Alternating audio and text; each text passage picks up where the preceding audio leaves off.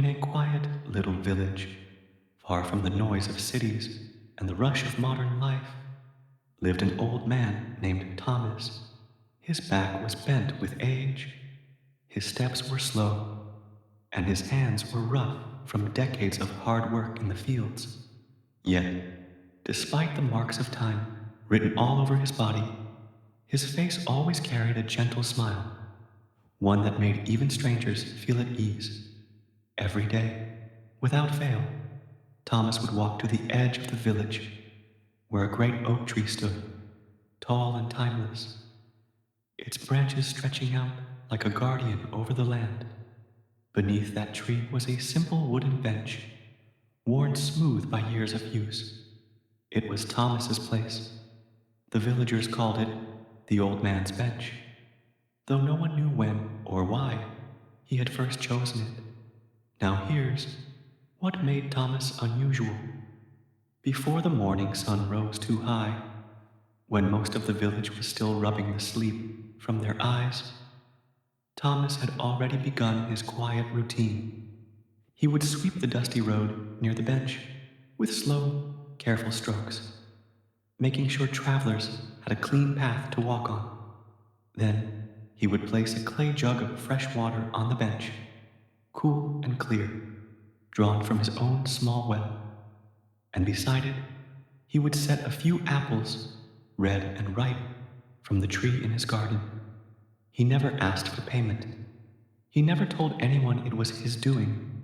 He never even mentioned it when people passed by.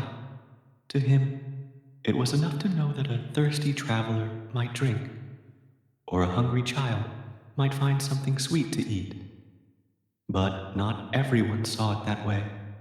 Children would sometimes laugh at him, running past the bench and calling out, "Old Thomas, why do you waste your time? You're too old for this."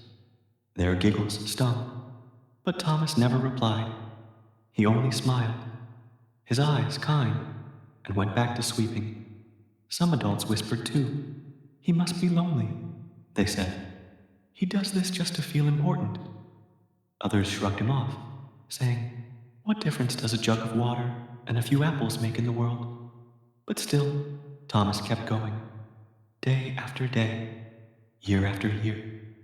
Quietly, faithfully, he tended to the road, the water, and the apples. Then, one summer, the village faced a hardship like never before. A terrible drought swept across the land.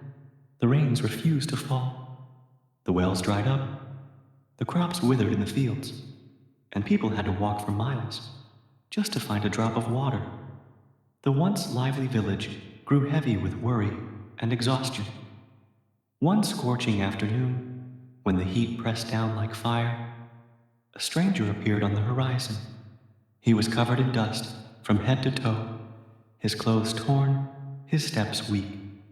His lips were cracked from thirst, and he looked as though one more step might be his last.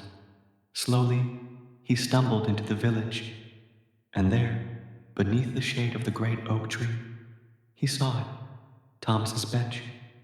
On it sat the familiar jug of water and the small pile of apples.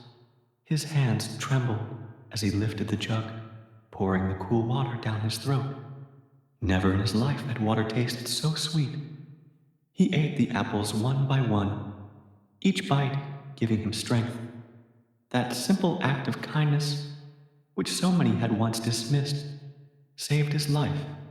Days later, the stranger returned, but he was not the same weary traveler the villagers had seen before.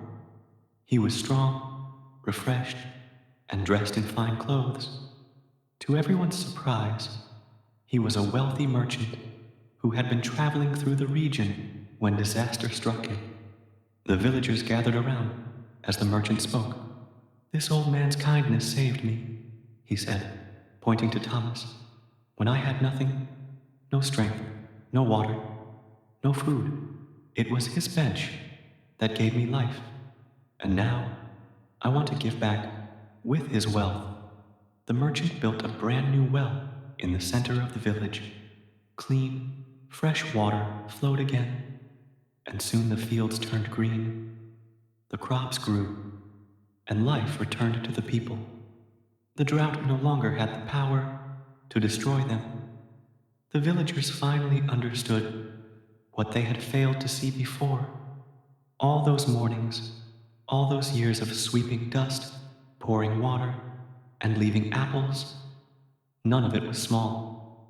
Thomas had been planting seeds of kindness every single day, seeds that, when the right moment came, grew into something that saved them all. From that day on, the old bench beneath the oak tree was no longer just the old man's bench. It became a symbol of kindness, of patience, of quiet goodness that doesn't demand recognition, but changes lives nonetheless. So, the next time you feel like your good deeds go unnoticed or your kindness is wasted, remember Thomas and his bench. Remember that kindness may not return to you the same day you give it, but it never disappears. Because in the end, the smallest acts of love have the power to create the biggest change. Subscribe for more videos, and until then, take care.